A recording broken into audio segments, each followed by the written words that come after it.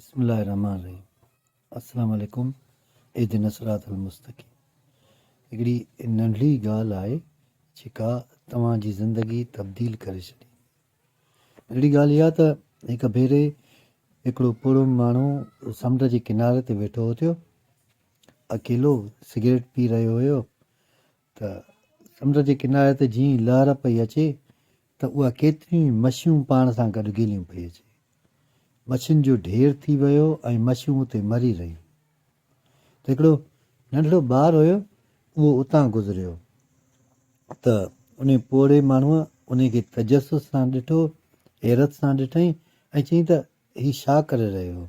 त उन छोकिरे छा कयो जो उहा हिकु हिकु मछी खणंदो ऐं वापसि दरिया में उछले रहियो हो। त पोड़े माण्हूअ जी हैरत वधीक वधी वई।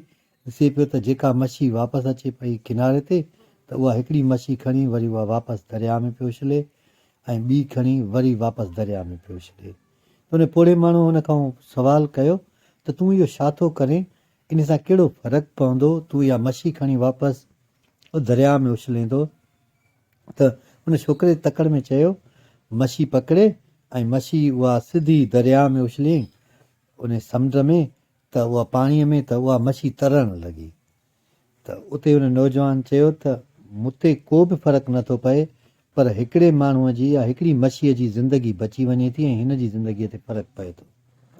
जॾहिं तव्हां कंहिं बि माण्हूअ जी मदद कंदा आहियो, पोइ उहा तव्हां इख़लाक़ी हुजे, तव्हां माली हुजे या तव्हांजे कंहिं ॿिए तरीक़े सां, त उहा उन जी ज़िंदगीअ ते असरु ज़रूरु छॾींदी आहे ऐं हुन जी नाउमीदीअ खे उमेद में तब्दील कंदी आहे, हुनजी मायूसीअ खे ख़ुशीअ में तब्दील कंदी आहे, हुनजी परेशानीअ खे हमेशह जे लाइ ख़तमु करे छॾींदी आहे।